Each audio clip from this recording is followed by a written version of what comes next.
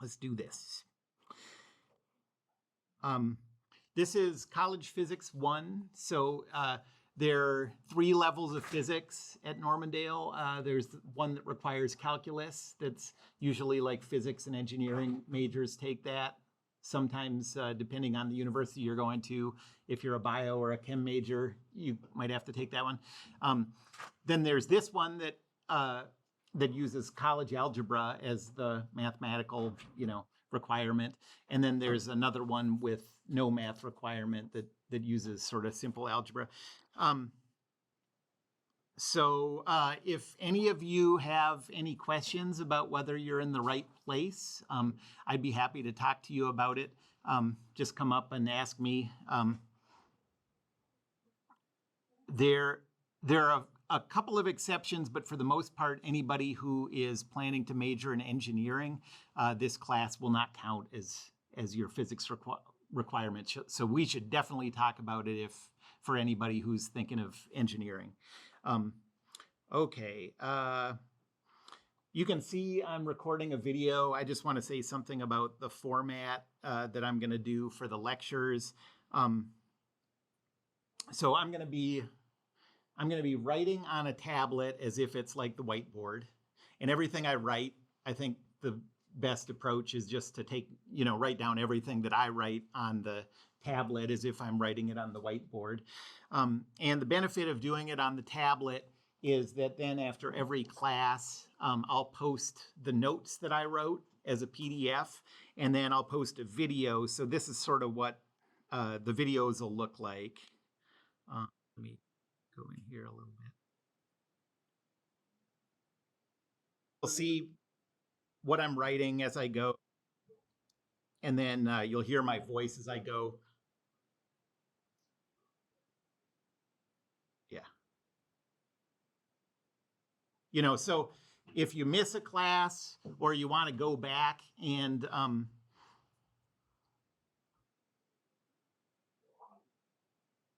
you want to go back, how do I get out of here now? And re-watch part of a lecture or something, that stuff will always be available. So that's why I'm doing it on the computer. I want to start today by just talking about the structure of the class, how D2L is organized for this class. I'm going to go through the syllabus with the grading criteria and that kind of thing.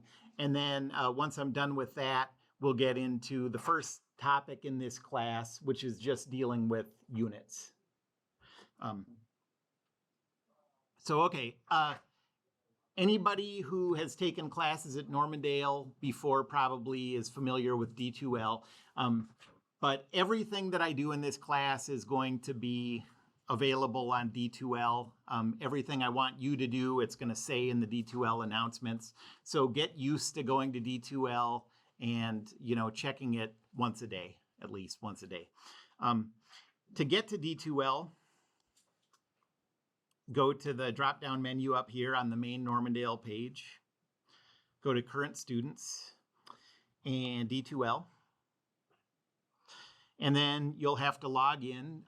If anybody's having trouble logging into D2L, let me know and I can help you figure that out. And when you open it up, all of the classes you're taking will be listed there. This is College Physics 1110, sections 11 and 12, your sections 11 and 12.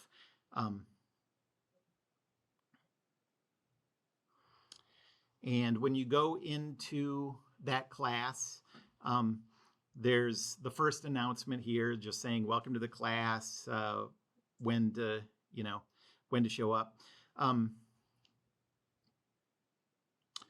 And whenever I give a new assignment or whenever I want to remind you about a test coming up or something like that, I'm going to put it in the announcements. So get used to checking those announcements regularly. Okay.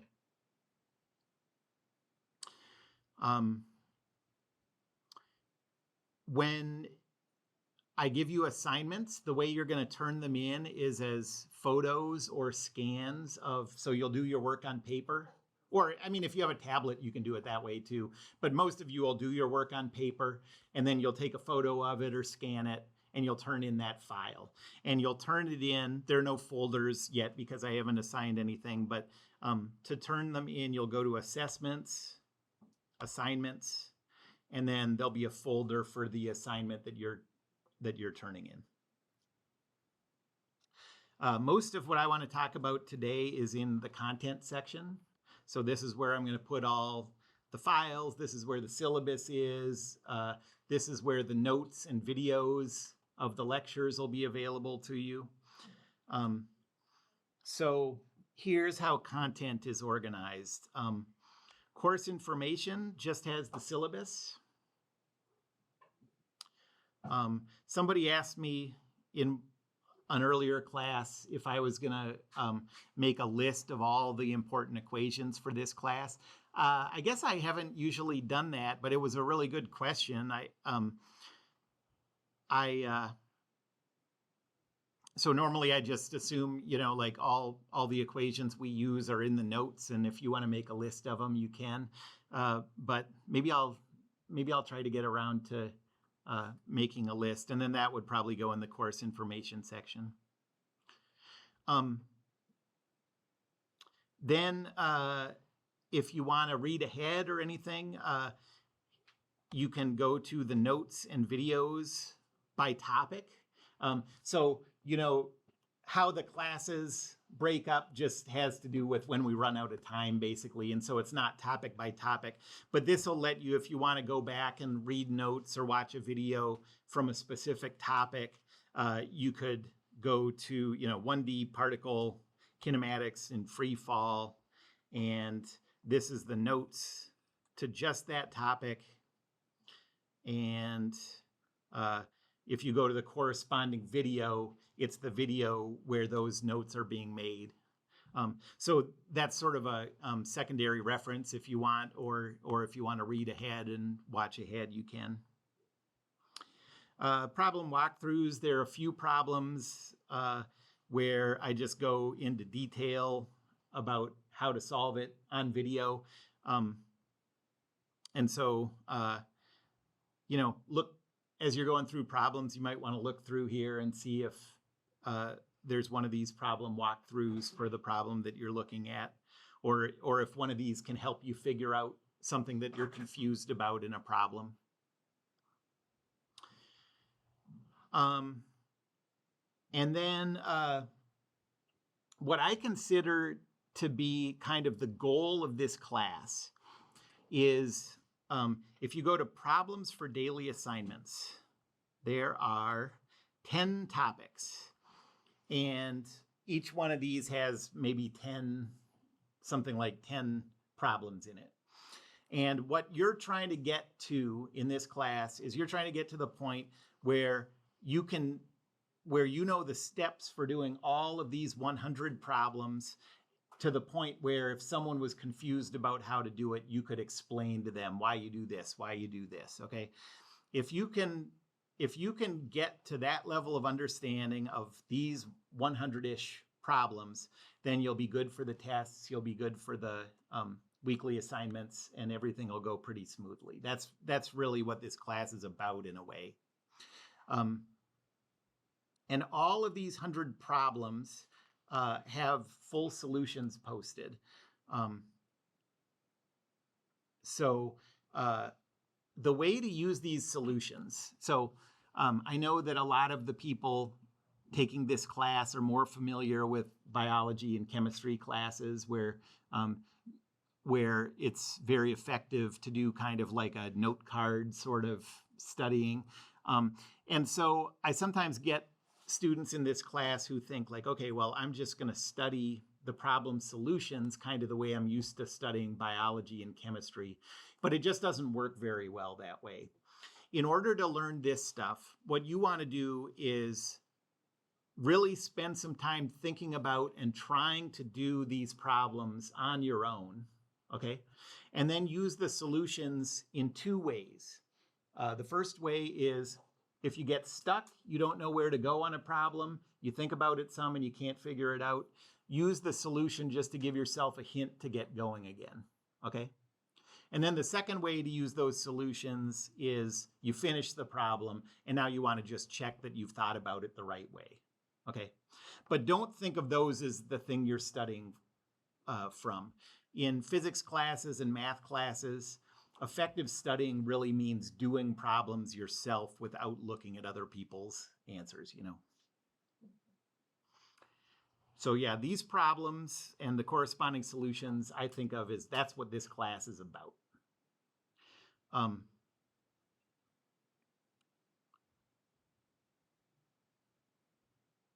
Anybody have any questions? Oh, I talked about turning in assignments. Also, you know, I haven't entered anything for grades yet, but once you start turning things in, all of your grades are going to be updated in the grade section here. So the assignment turn in and the grades will be under assessments. Everything else will be under content. Anybody have any questions about the format of the D2L site before I start going into the syllabus? Yeah. I see that you have dates set for exams. Yeah. And then you also said that class period goes until we run out of time per topic. Yeah. Are you gonna have it divided that way, or are there gonna be certain topics that are each one? Yeah, it's just all going to be based on where we are, you know, like every semester, you know, some semesters students ask a lot of questions, some semesters they don't ask that many and we get farther faster.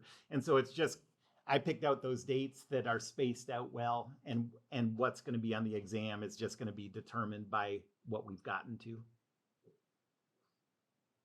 Any other questions? Yep. Are we gonna get like a note card for tests, or should we start with more? Oh, good question. Yeah. For tests, it is closed notes, but I give you all the equations you need. So that's another reason why it might be a good idea for me to give you like kind of an official list of equations, because those then you're used to the format of the equations that I'm giving you on tests. But yeah, I always give you whatever equations you need, but you don't get to use anything else on tests. Any other questions? Okay, so let's go into the syllabus and just start talking about the structure of the class. Course information.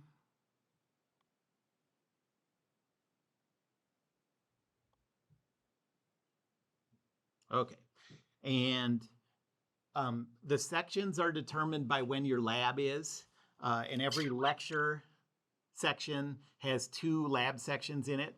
So sitting here right now are sections 11 and 12. The people in section 11 have lab after this class today. The people in section 12 have lab after the class on Wednesday. For the most part, I think it'll work out fine if you want to go to the other lab, or even if just occasionally weeks come along where your work schedule makes it hard to make it to your lab, but you can make it to the other lab. You can just you don't have to talk to me ahead of time. You can just show up to the one that works for you. I think we have enough space for that. But that's why everything in this syllabus is sort of broken up into 2 different sections, or a lot of it is. The lecture is now until 1:20, and then there's the 2 labs for the 2 different sections. My name is Guy O'Lakin. I've been teaching here for 16. Yes, question. So since next week we don't have class anymore. Oh yeah. Is there anything? Good question. There will be no labs next week. So whenever one of those 2, whenever there's a day off from school on one of those 2 days, the other one is canceled for that week too. I will always, so the way it is next week is on Wednesday, since there's no lab on Wednesday, but there is school. So I'll just be in that room. And if anybody wants to come and work on problems or have me answer questions or anything, you can think of it as kind of like study hall time, but I won't take attendance or anything. You don't have to go. But we will have class class. on the We lab. will have class, right? And are you the instructor for the lab or do you Yeah. have TAs? I am. Yep. I wish we had TAs. I got to do everything. So yeah, my name's Gaio Lakin. Just call me Gaio. I've been teaching here for 16 years. My background is not physics. It's sort of like mechanical engineering. And I teach mostly engineering classes, but my area of engineering takes a lot of this kind of stuff. So,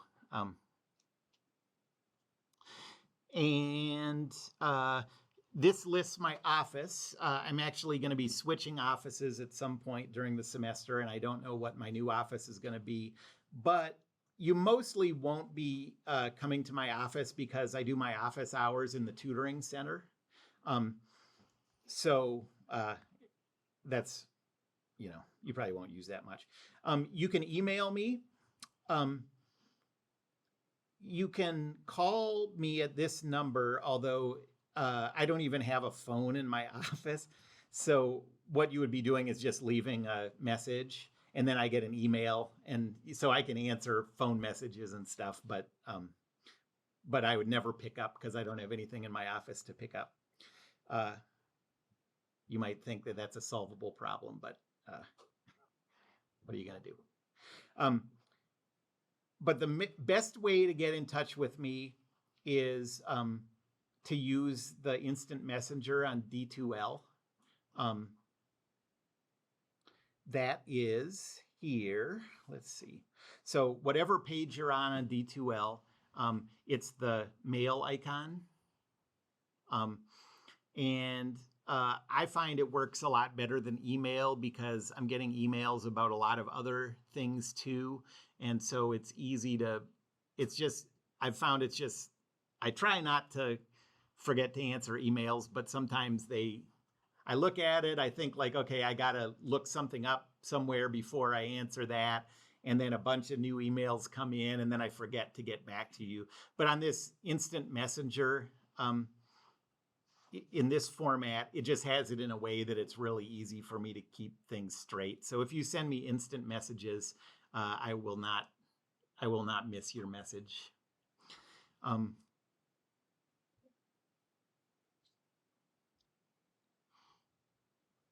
Okay, the materials that you need. This is kind of from the old days in a way. You do need a calculator with trigonometric functions. Now all of you can just use, on homework, you can use your phones. And on tests, you can just borrow a calculator for us for the most part. So if you have a calculator with trigonometric functions, that's nice. But if you don't worry about like buying one or anything just for this class. We'll just figure out, just use your calculator on homework, and then you can borrow one from our department for the tests. Okay. Are graphing calculators okay? Yeah. Any kind of calculator is fine. Oh, and actually, anybody who has a Texas Instrument TI type calculator, come talk to me at some point. This won't come up for a couple weeks, but and I'll program the quadratic formula in there for you, and then you never have to use that crazy quadratic formula. You can just punch it into your calculator. It's great. Was there another question over here? No. There are no textbooks for this class. I will give you everything that you need to know in lecture. So I think of it as sort of like a trade-off. I've tried really hard to boil down the things that I think are important for you to know into just the real fundamentals that everything else comes from. And the trade-off is, since I'm not requiring you to read 400 pages of a textbook or whatever, it's a very small amount of information. And so I want you to read it and reread it and reread it as the semester goes on, and just know and remember what I've said in lecture really well. Okay, that's the trade-off. And we'll see when I start talking about how what the grade is based on. I have some occasional quizzes that are designed to make sure that you're going back and refreshing your memory on what I've said. If this class did have a textbook, it would be this one. That's the book that is closest to what I'm talking about being based on. Really, the main reason that's in there, though, is just so if universities contact me to make sure that my class should transfer as their class, that textbook tells them what type of physics class this is. I don't think there's really any reason for anybody to buy that textbook. Textbooks are so expensive, and I'm not going to require you to do anything that I haven't talked about. If you are looking for a reference book for the future, I wouldn't, everything that you need to do in this class, I'll give you. So you don't need any outside reference books, won't help you. You don't need them for while this class is going on. But I know some people in this class are going to end up taking like MCATs or PCATs or, these different standardized tests where you need to study some physics. This Shams Outline of College Physics is a really good resource for studying for tests like that. It's cheap. It's like $20 paperback. And it has very concise descriptions of each of the topics instead of the really wordy like a textbook would be. And it has a lot of problems. Many of them have full solutions given, and other ones have just answers given. So it's a really nice resource and not very expensive. And to be honest, even though it's $20 and that's not very much, if you Google Shams Outline of College Physics, you probably can find a PDF of it for free. I know a lot of the Shams outlines are that way. They don't seem to try to protect it in that way very, very much. So that's a great resource. Not for during the class, but for later. The prerequisites, there's only one, and it's college algebra. And I've had many students actually do well in this class without taking college algebra. They just mostly you just need to be very fluent with regular algebra. There's not much else you need. So if you haven't taken college algebra, you should probably come talk to me about whether your math is okay, but there's a good chance that we can make that work. Yep. Is it okay if we're doing college algebra while taking? Yeah, that's fine. Yeah. If I college algebra, as I think of it, is like a lot of polynomial long division and exponential stuff. There won't be any of that. It's really just you just need to be comfortable, kind of doing algebra in your head, doing algebra quickly and accurately, There is going to be some trigonometry, and Normandale does teach some trigonometry in college algebra, but I'm gonna do a little review type thing for the trigonometry you need anyways, so you'll be fine. The website is D2L. Here's a list of the topics that we're going to cover. And I think for the most part, that doesn't mean too much to you yet. We'll get to that as we get to it. So now the grading for this class. Almost certainly the grading is just going to be a straight 90, 80, 70, 60 grading scale. It's possible that I would relax that a little bit if,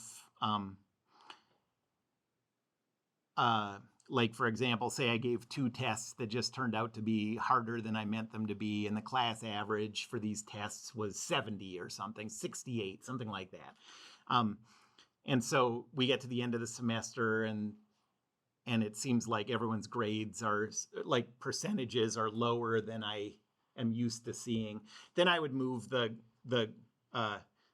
cutoff lines down a little bit to reflect that.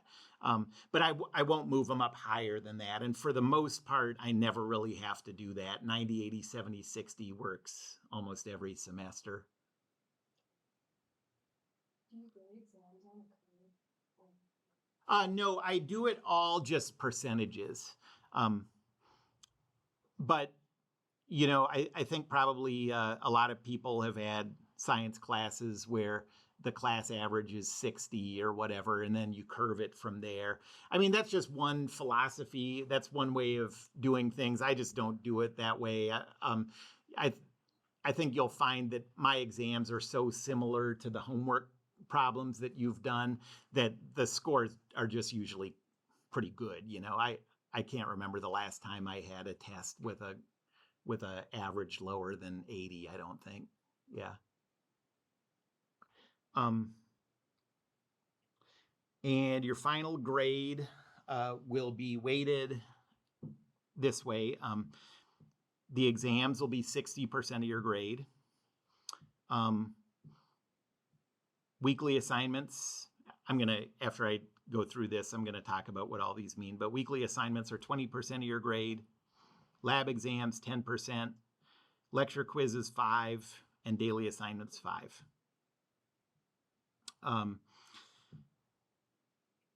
That seems like a lot of the grade that's based on in-class exams. I suppose if I totally could control the world, I would make exams a little bit less heavily weighted than that. But man, now with like websites like Chegg and Course Hero and ChatGPT and stuff, like in-class exams are just really so much the only thing that I really have control of, that I just don't see any other way to do it.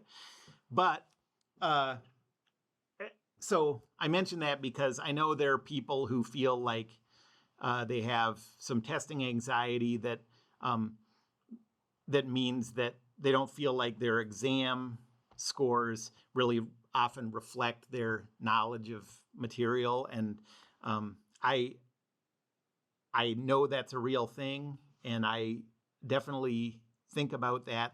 But I think you'll find in this class that because my exams first are the questions are very similar to the types of questions you've seen before. So you'll get these exams and everything will look more or less familiar. I'm not gonna ask you like off the wall questions. That I'm not really trying to test your ability to think on the spot. I just want to see that you've been doing these problems and like ingraining these techniques. And then the second thing is I make sure that I don't, sometimes by accidents happen or whatever, but for the most part, I always give you plenty of time on exams. So this is an 80-minute test.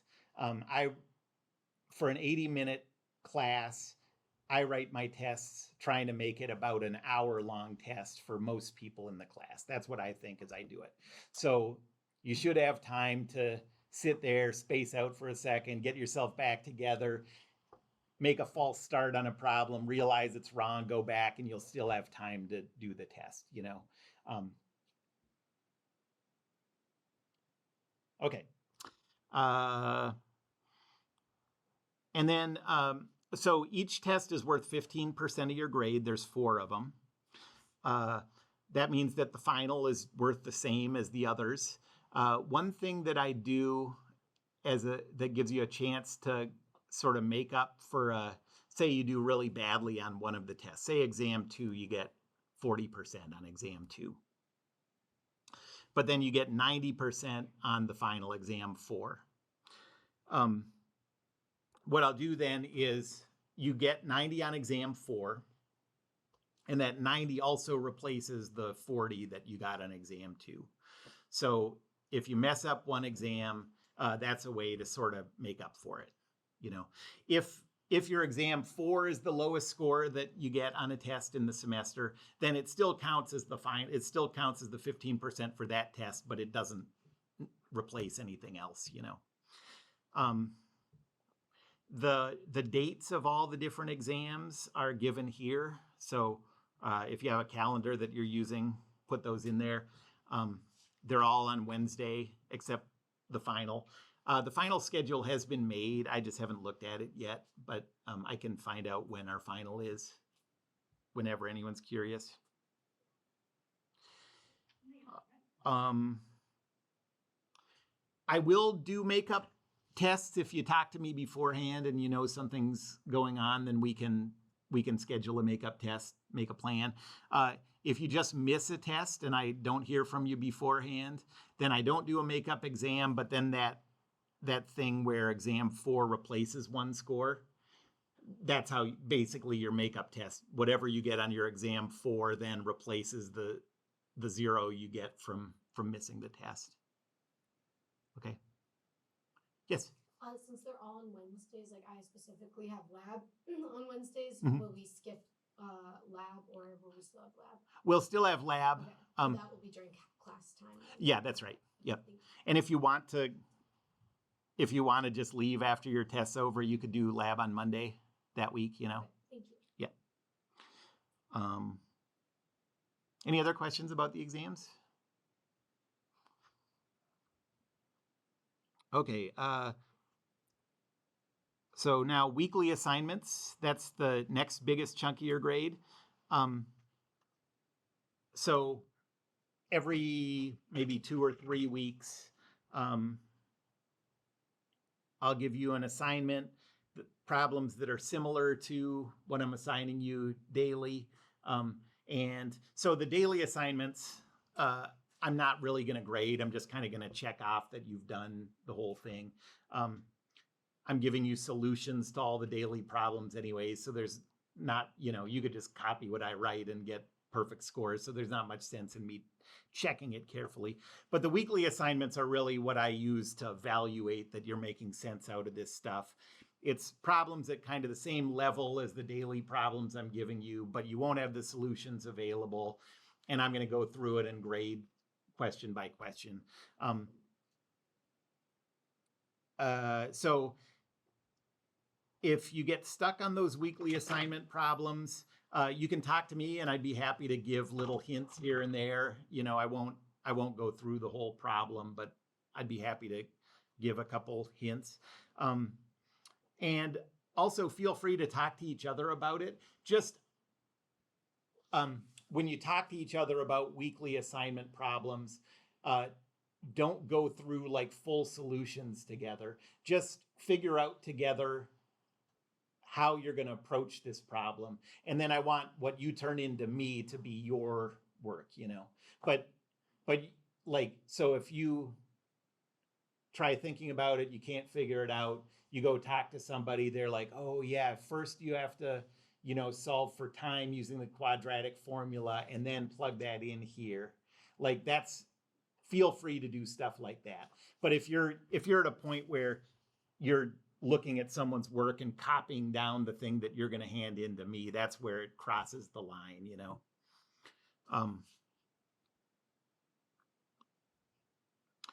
And in this class, using AI or Chegg or Course Hero, there's really never any time that makes sense to me as a acceptable, appropriate thing, I just stay away from that stuff is what I would say.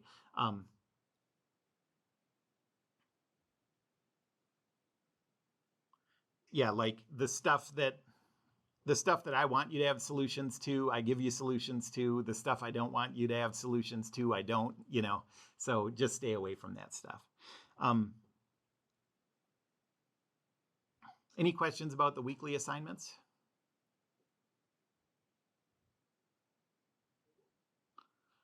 Okay, so weekly assignments are 20% of your grade, then 10% of your grade are lab exams. So the labs that we're going to do in this class are pretty focused on like intuitive understanding of physics. The stuff that we're doing in class and the homework and the exams are a lot of calculations. But in the labs, we're going to sort of try to do sort of a corresponding development of intuitive understanding. And I think if you do those two things together, it sort of strengthens both of them. And so 3 times during the semester, we're going to have lab exams where I'm just asking you to answer questions similar to these intuitive exercises that we're doing in labs. It's only worth 10% of your grade total, so that means that each of these lab exams is 3 1/3% of your grade. So if we agree to a makeup exam before the exam, or obviously if there's some kind of crazy accident that happens, we can work with that. But if we talk about it beforehand, we can do makeup exams. But if you just miss the exam, my plan is just to call that a 0 and you just lose 3% of your grade, you know. The dates for those lab exams are given here. And those are going to be done in your lab period. And so if you're in section 11, it's going to be given in your Monday lab. If you're section 12, it's going to be in your Wednesday lab.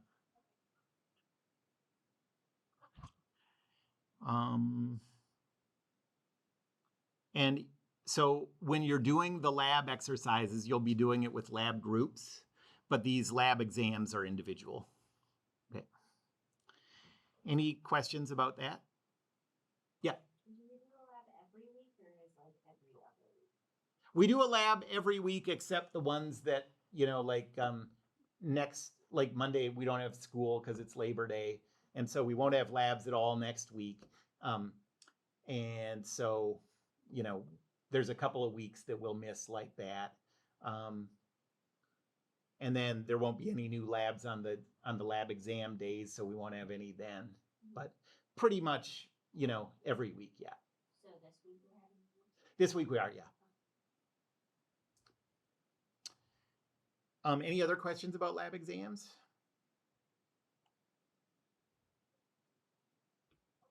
Okay. And now the 2 smallest chunks of your grade are lecture quizzes and daily assignments.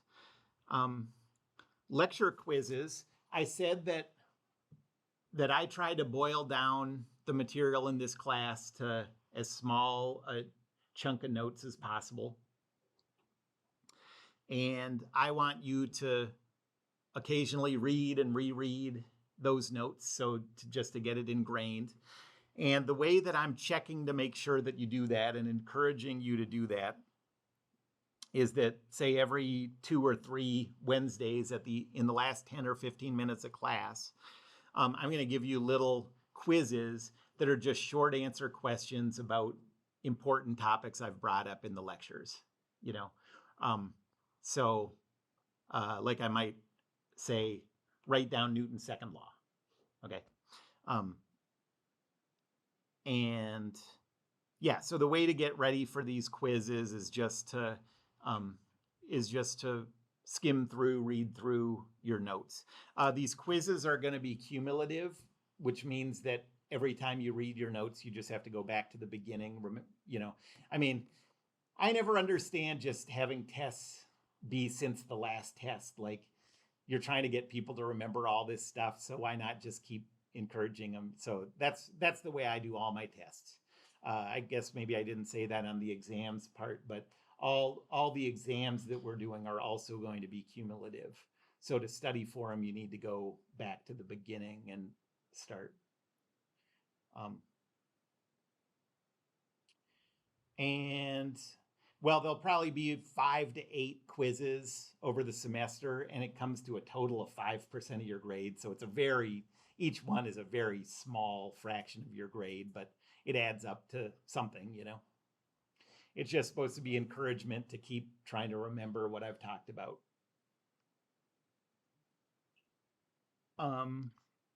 The lowest 2 quiz scores will be dropped. So that's a way, like, if you miss class the day that we have a quiz, you know, it doesn't have to affect your grade. I will always I'll always tell you that the class before I'm going to give a quiz, get ready. It'll be on D2L, and I'll say it in class, so you should get ready for a quiz next class. And it's always going to be on Wednesdays. Any questions about these quizzes? There's never going to be calculations in these quizzes. It's just going to be basically remembering stuff from lecture. And then daily assignments are also 5%. Well, like I said, I consider understanding the daily assignments to be the heart of this class. That's what this class is about, is understanding these daily problems. And so I'm asking you to turn them in, but I don't really grade them. I just make sure that you did them and did the whole thing. You have solutions available for all these problems anyways. So I consider this to be the most important thing in the class. I only give it 5% of the grade because whether you're doing this or not is going to show up in all the other stuff, like doing this carefully, really trying to understand these problems is how you'll do well on weekly assignments, how you do well on exams. But I just give it that 5% to encourage you to keep up with it and keep doing it.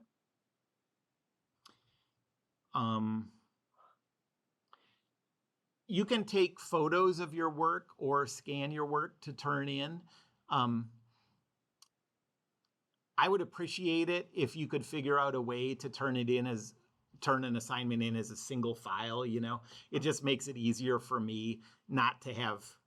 So like you could take 3 separate pictures and turn in the 3 pictures, and I'll still grade it fine and whatever. But I know that there are apps available like for your phone that'll allow you to, I think if you type in Scanner or something in the App Store, there'll probably be free options that'll help you, just put it into a single file. And then I don't have to bounce from file to file as I grade stuff.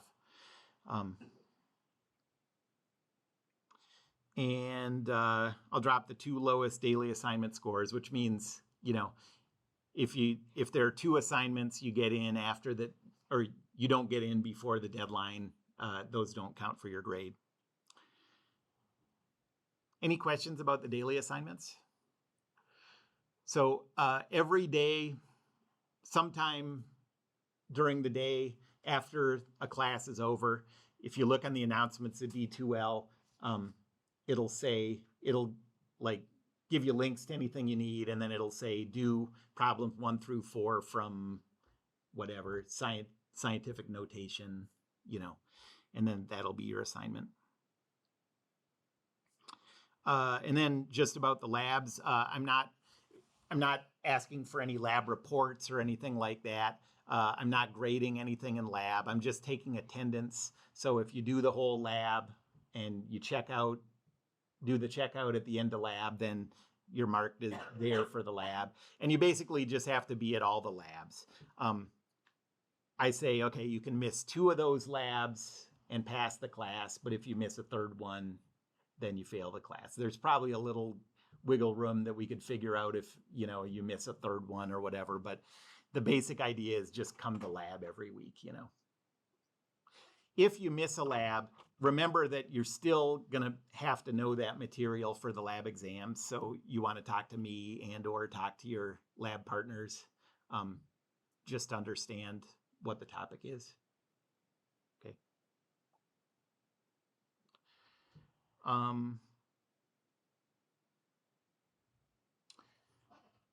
And then cheating policy. I haven't had too much trouble with cheating in in-person classes, although, man, asynchronous online classes are like a cesspool. But just don't use AI, don't use Chegg. If you're caught cheating and it's clear that it was cheating, then you'll get an F in the class and get reported to. But like I said, I haven't had much problem with that in in-person classes.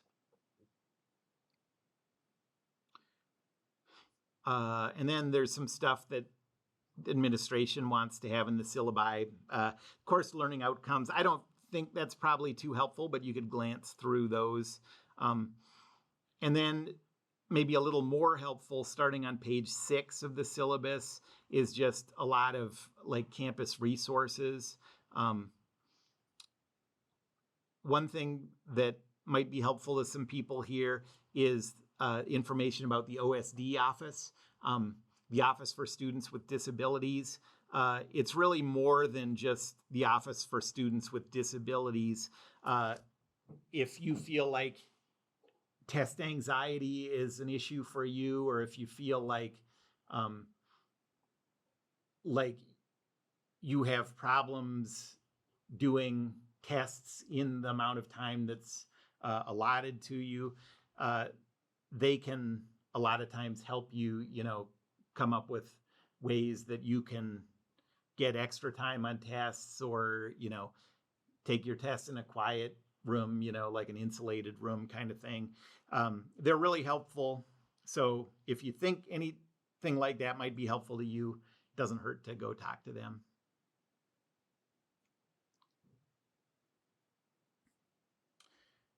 Okay. Anybody have any questions about that? Structure of the class? Yeah.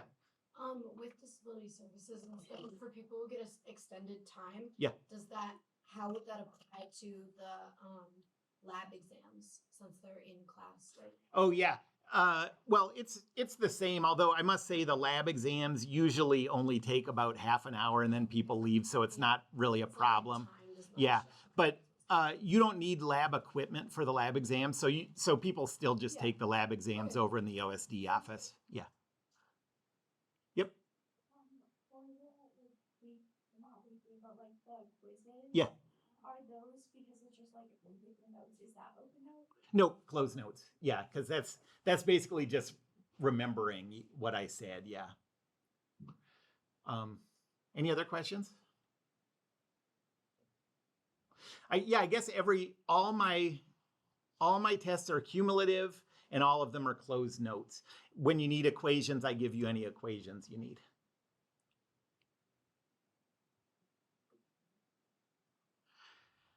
Okay, well, we got about half an hour. You know what? I was planning to get into some material, but let's just call it an easy start because I'm already this is my third class today and my voice is already getting raspy and stuff. So let's just call it, and we'll start lab for the people who have Monday labs at 1:30. Okay. And then we'll get in with unit conversion and scientific notation and stuff on Wednesday.